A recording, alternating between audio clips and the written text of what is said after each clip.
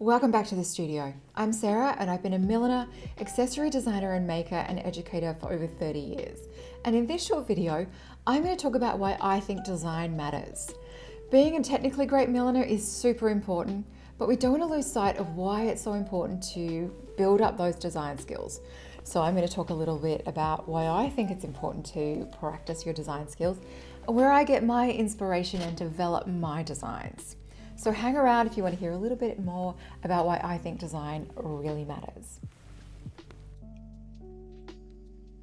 So why do I think being a great designer is just as important as being a great milliner? Well, there's four main reasons I think it's really important.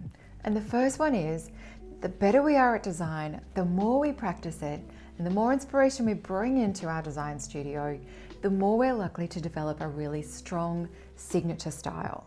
And having a strong signature style is something that's going to keep customers coming our way. They know what they're going to get with us.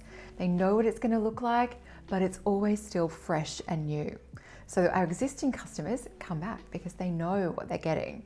They love our style.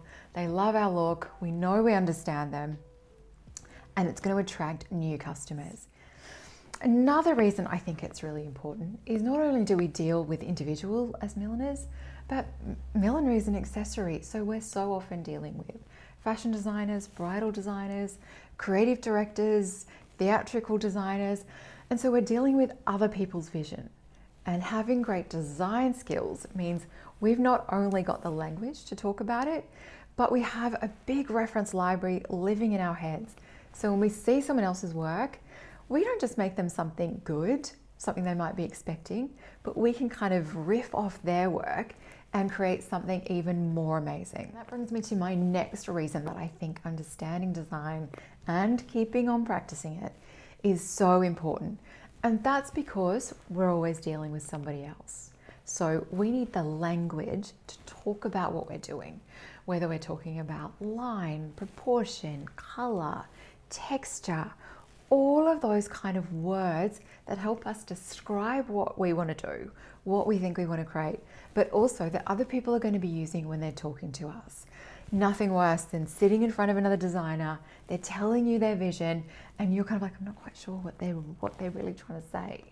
So between the drawings that we can do, having that language to talk about design is really important.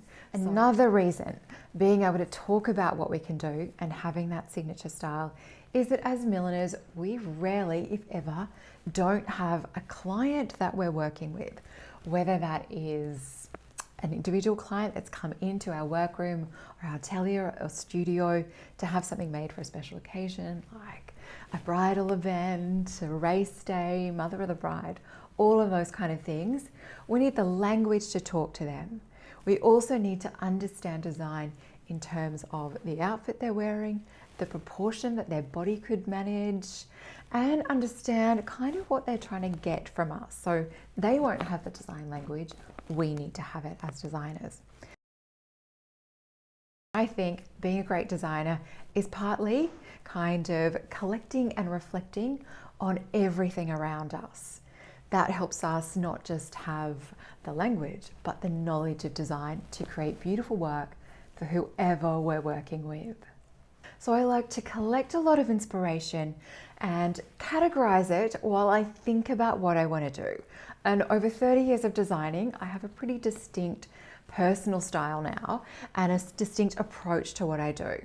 And one of the first places I start when I'm collecting stuff is social media and Pinterest.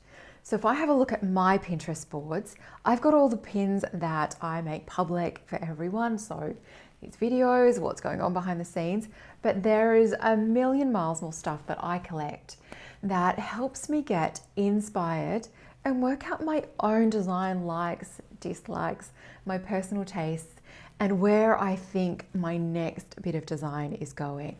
So you can see from my Pinterest board that I have a million other ideas other than things that I make public. So there's a little bit of inspiration where I'm collecting just general pins that I kind of think are interesting.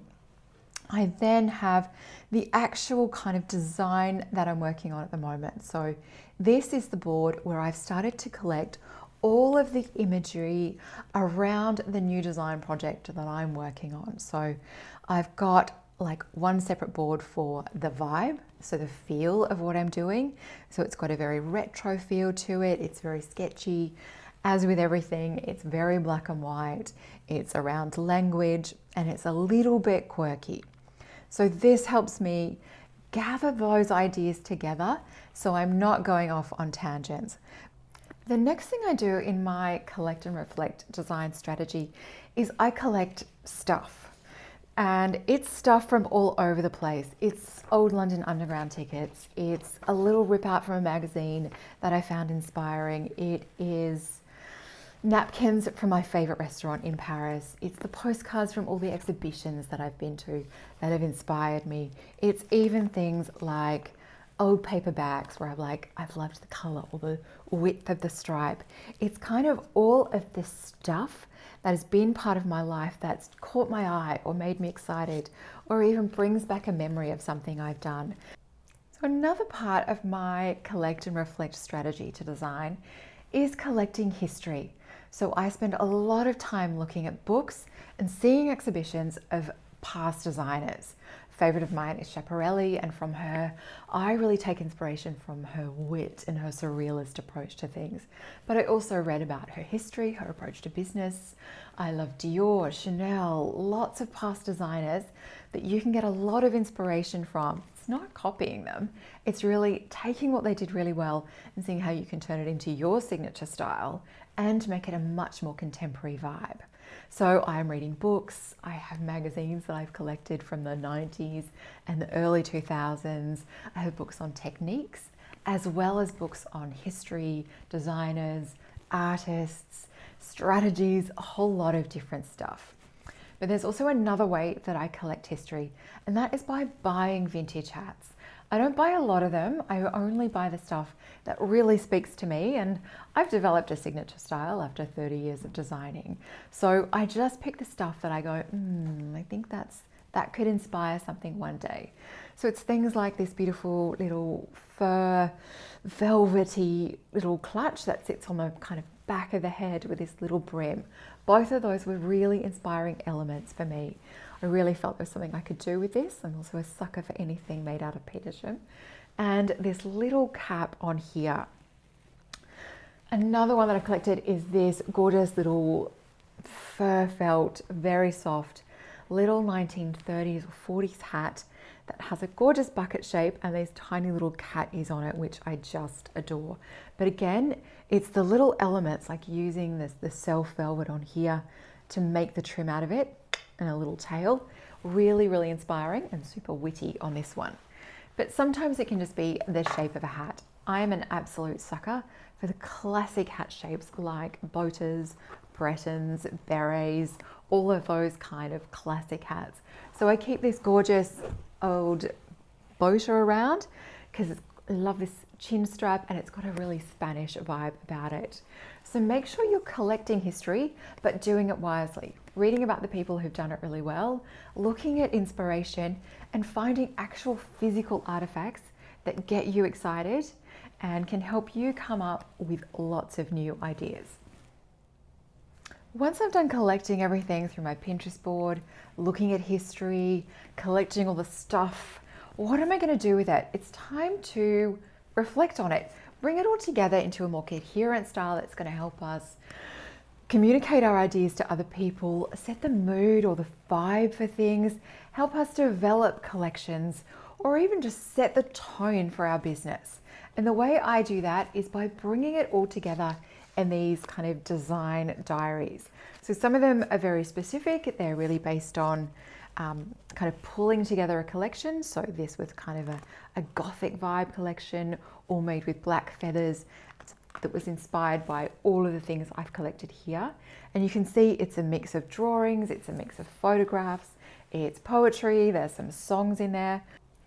Thanks for joining me as I had chatted about design and getting inspired, flexing our design muscles and building our signature style.